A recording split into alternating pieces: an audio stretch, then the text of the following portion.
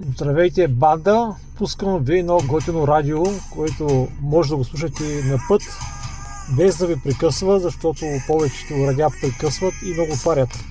Ето го, казва се Django. Може да го инсталирате, аз лично не съм го инсталирал, но съм го качил на браузера. Така работи. То работи по принципа на търсене на подобни или същия жанр музика. Сега ще пусна White Snake, искам White Snake да слушам, ето го. Тук съм сложил в търсачката. Ето го. И сега го задавам. И ще почнем да търси точно само White Snake музика и подобни на David Coverdale и така нататък.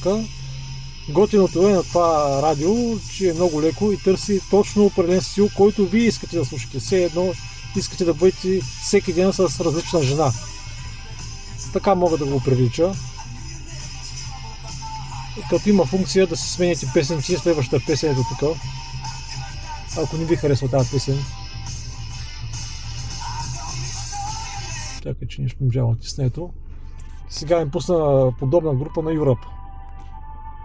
Може от самия волан да си го сменяте с копчето. Ето.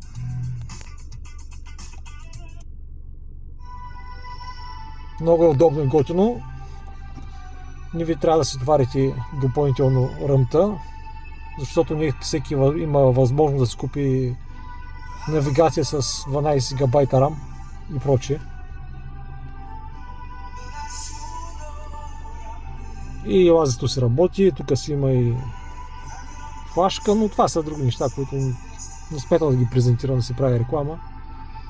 Радиото е много готино. Моля, ползвайте си го, но не дейте го рекламират, защото едно нещо почне много да се рекламира. Те го развалят или го бъгват, или го правят платено. Мога да ви кажа един друг плюс. Ако искате да нямате реклами, си го инсталирайте през ето този браузер.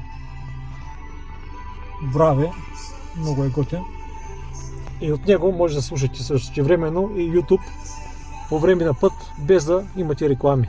Тук съм го направил да се изключва, за да не ми свети в тъмното. Това е от мен, благодаря ви много.